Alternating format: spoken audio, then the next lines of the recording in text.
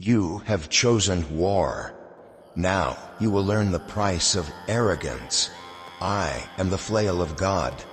If you had not committed great sins, God would not have sent a punishment like me upon you.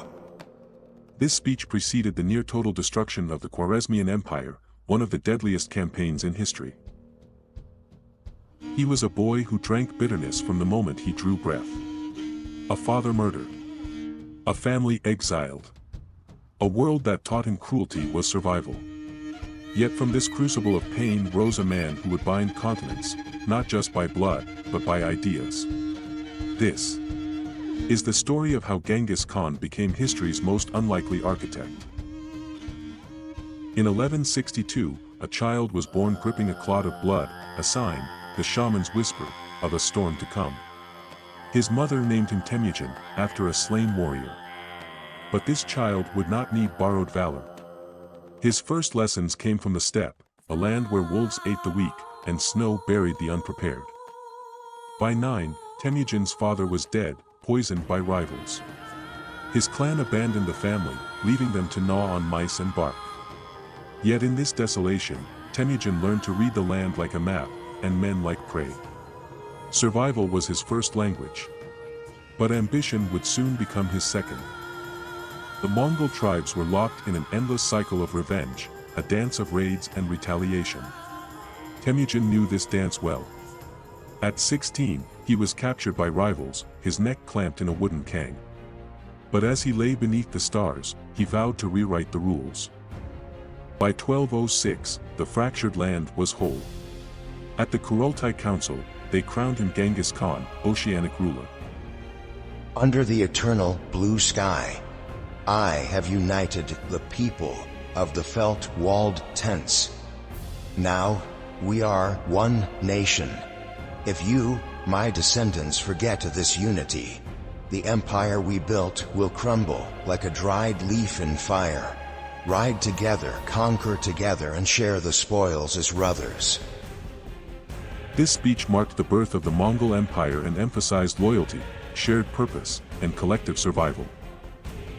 His empire was not built on conquest alone. It was built on a radical idea, that a man's worth lay not in his birth, but his deeds. His army became a mirror of his ideals, a meritocracy where skill trumped bloodline. Soldiers were grouped by tens, hundreds, thousands, a system so efficient, modern militaries still use it. But this was not just an army. It was a nation on horseback. Khan's conquests were brutal, but his vision was global. He rebuilt the Silk Road into a highway of ideas, guarded by Mongol law.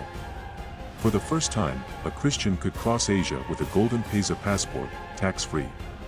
Chinese gunpowder flowed west, Persian astronomy traveled east.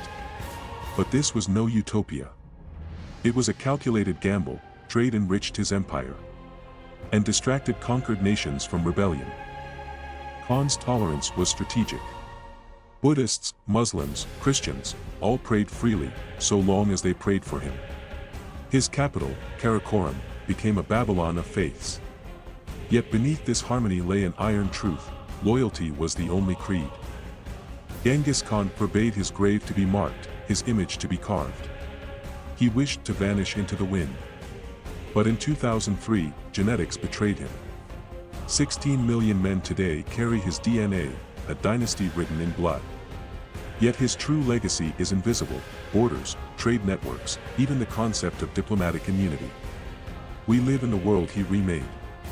Even as we bury his name. The boy who ate rats became the connective tissue of continents. His empire crumbled, but his bridges remain. For better or worse, we are all heirs to Genghis Khan, a man who understood that to shape the future, you must first master the past. History is not a dead thing, it is the compass we forge for tomorrow. If you've journeyed this far, join us as we unravel the next mystery. Share your voice below. Was Genghis Khan a tyrant? Or the first global citizen?